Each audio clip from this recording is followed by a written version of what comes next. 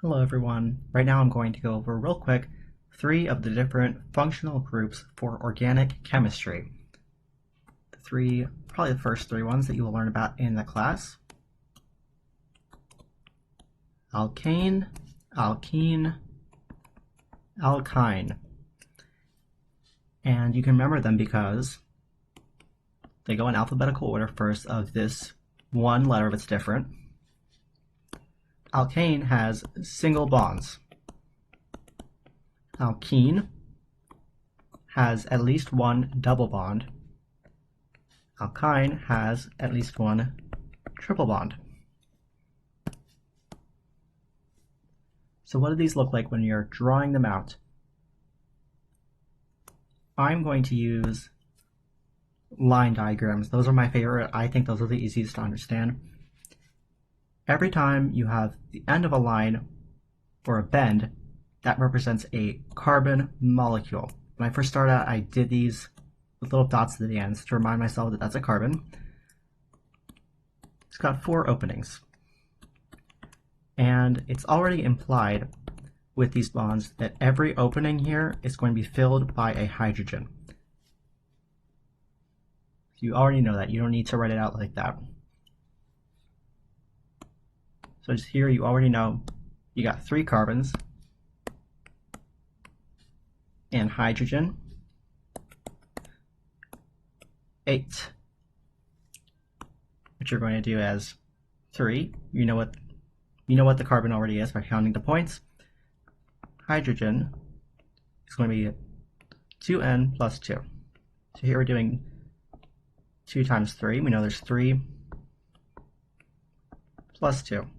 6 plus 2, 8. So that's a faster way of figuring it out. Since this is where you're probably starting off, it's important to know the different roots for the numbers of different amounts of different particles. So let's say this is one that tripped me up a little bit. Here we see you have 4 carbons.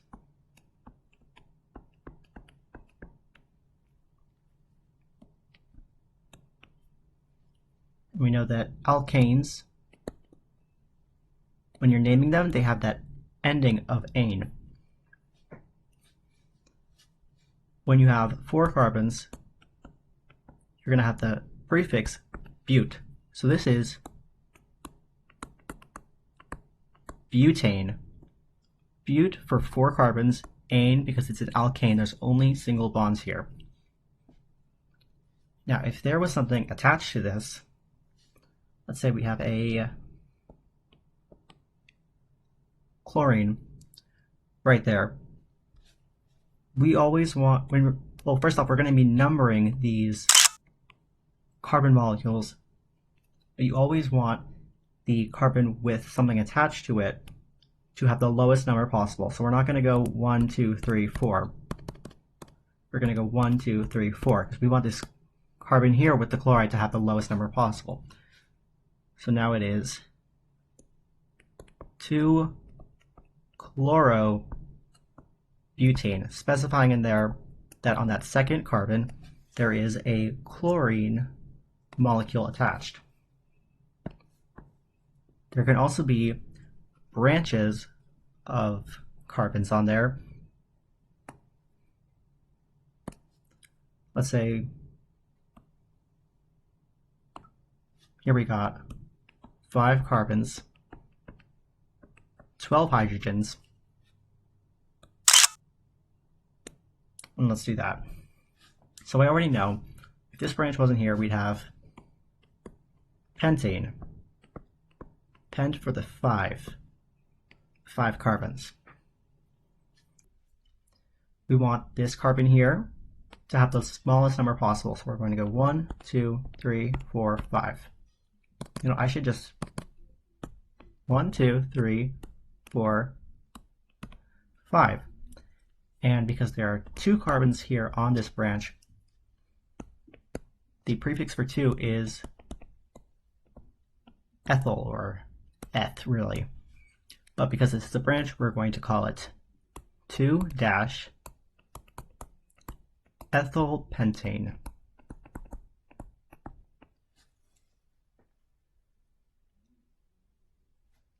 What if we have a branch and a halogen attached on our carbon chain, our alkane carbon chain? Let's do a bigger number. 7. Let's do a tricky one.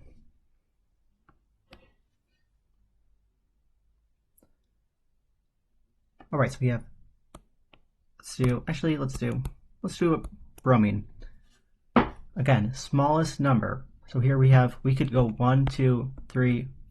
I don't know if that showed up. We can go 1, 2, 3, 4, 5, 6, 7. But then our first number would be 3 and 6, and we don't want that. So we're going to go 1, 2, 3, 4, 5, 6, 7. That way we're going to have the 2 prefix coming up first. 2 is the smallest number possible here. So in numerical order, 2 dash bromo, because there's a bromine there, dash, because we have another thing going on. See, there's 3 carbons on this branch here, but they are arranged in a certain way. When there's 3, use propyl or prop. But because it is arranged like this, and it's not just a straight, 1, 2, 3, this is isopropyl. So 2 bromo dash 3 isopropyl, and this here's supposed to be one word, I just don't have enough room. Heptane. Hep is 7.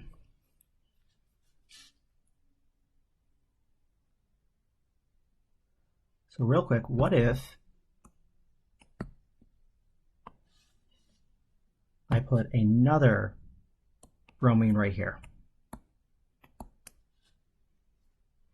Then we're also going to need a prefix in the name because we need to specify that there are 2 bromines on 2 different carbon atoms in our chain. So what we're going to do here is 2, 3 dibromo. Because we have a bromine on the 2, a bromine on the 3, dibromo, di for 2, dash 3 isopropyl heptane. So alkenes, just like when you have an alkane with a branch or another atom coming off of there, different kind of atom, like a halogen most likely, you're going to have to specify where your double bond is happening. And you're going to draw it like that, which is another line over where the double bond is. And here you're also going to notice that because this carbon here has 1 bond to a regular carbon, 1 bond to this carbon, and then 2 bonds to this carbon here, it only has room for 1 hydrogen, so it is not saturated. Now you're going to see here, we could count from either direction. We could go 1, 2, 3, 4, 5, or 1, 2, 3, 4, 5, because you're going to get 2 as your lowest number for either way, but in an alkene, the double bond is going to take priority. So we are going to do 1, 2, 3, 4, 5. You want that double bond to have the lowest number possible. So if it was like this instead, we would start counting here because you want that double bond to have the smallest number. But for this example here, we're going to start off. Any branches or halogens that you have attached to the carbons are going to be listed first in the name. So we're going to go for methyl. The prefix methyl, or just meth if it's just 1 atom, means 1 here. Dash 2 pentene. You're using the ene ending for your alkene, because that's where you're specifying where the double bond is. Now let's look over here. Same thing with your 4-methyl. And now we're going to do sorry, should have been a dash there. 1-pentene. You want to do it where it starts in the counting order. We're starting here, so it is a 1-pentene, not 2. And what if there are multiple double bonds going on here, along with multiple branches? Let's make it more complicated. Again, having the low number for these carbons with a double bond is going to take precedent. So we're going to start counting from here. 1, 2, 3, 4. You know what? I'm going to erase this last here because I want to include as many prefixes for different numbers as I can. So 1, 2, 3, 4, 5, 6.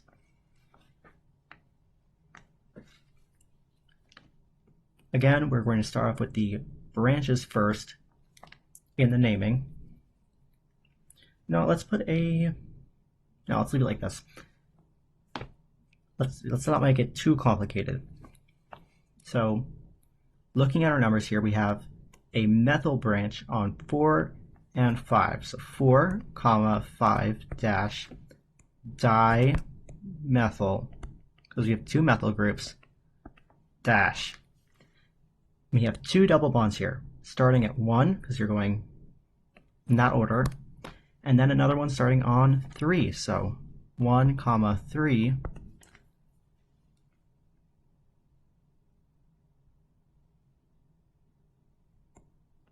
Hexadiene.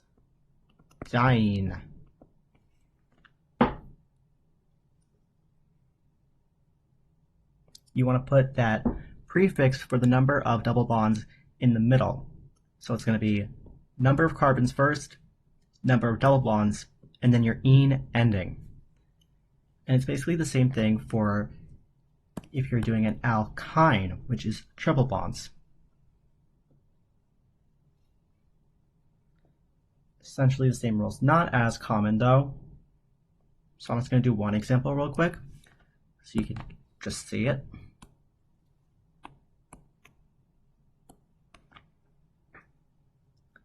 I honestly have not worked with these a lot in my class because they're not common.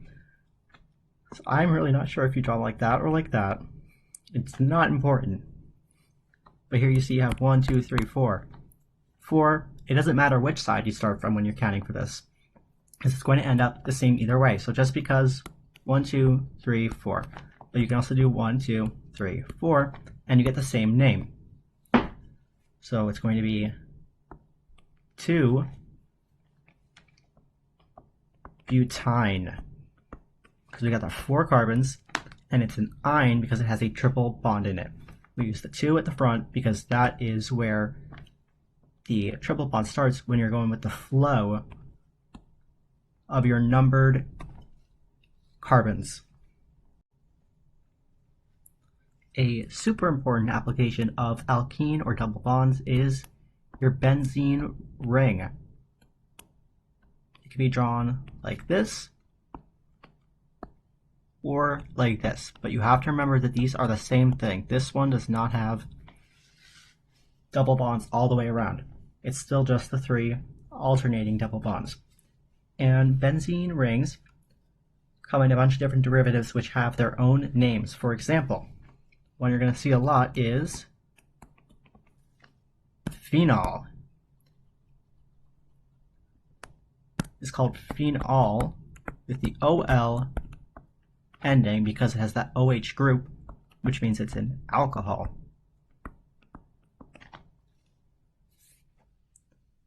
You're also going to have ones that are a little bit easier to remember the name for, like chlorobenzene. Yeah, see, not as bad. And one that will come up later when I talk about amines and amides because those have an ammonia, or they really have a nitrogen. It varies. Is aniline. Remember here, nitrogen on the periodic table, you know it has 3 available spots to make bonds because it's already got that pair. So there's going to be hydrogens here that are implied. Now sometimes these rings have the capability to have multiple bonds. It's not just the one like that. So let's use as an example having a bromine attached. Let's do a bromine.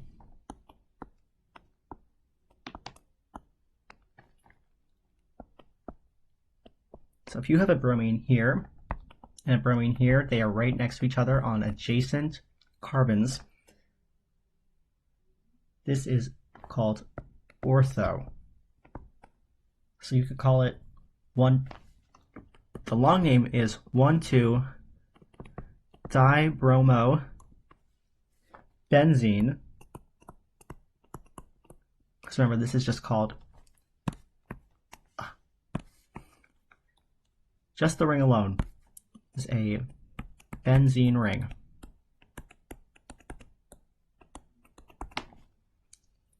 And something important about these types of rings is they are part of aromatic functional group. An aromatic functional group, obviously implied by the name, they smell good.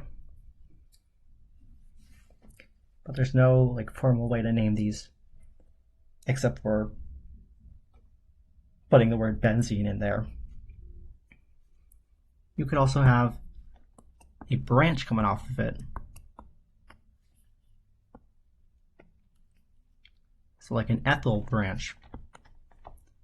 You don't have to specify one because it's the only thing on here.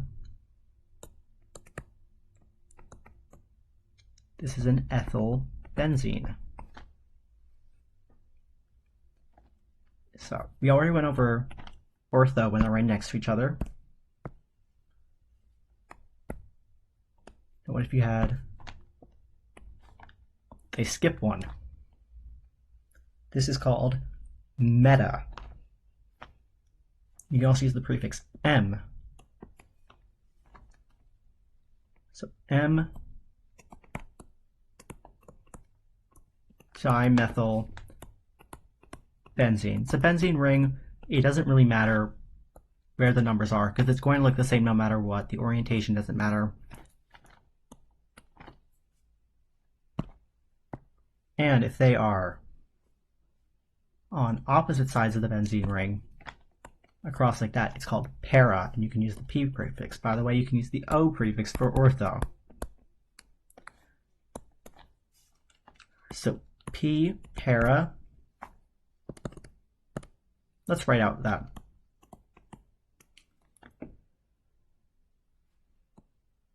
Para-dimethyl-benzene. Last thing I want to do is compare and contrast alkanes and alkenes. First off, they're both nonpolar, which consequently means that they are not soluble in water because water is polar and like dissolves in like. So they can dissolve in non-polar solvents. Solvents being the liquid that you dissolve things in. They both have a density that is less than water. And they're both flammable because all organic compounds are flammable. The carbon in it is what makes it flammable. They both have the same trend of the more carbons are in the chain, the higher the melting point and boiling point will be, and the higher the density, of course, because more carbons, more atoms. The main difference I want to point out is that alkenes will have a lower melting point and a lower boiling point than alkanes. Why is that? That's because it is easier to break a double bond than it is for a single bond. Single bonds are the strongest type of bonds. You'd think that double and triple bonds would be stronger, but they are not. Therefore, it takes less energy and less heat to break them. And that is my quick wrap up on alkanes, alkenes, alkynes, and benzene rings. I hope you enjoyed. This was really quick put together to help me study for my organic chemistry final. If I messed anything up that I did not correct, please let me know, and let me know what you think about the video in general.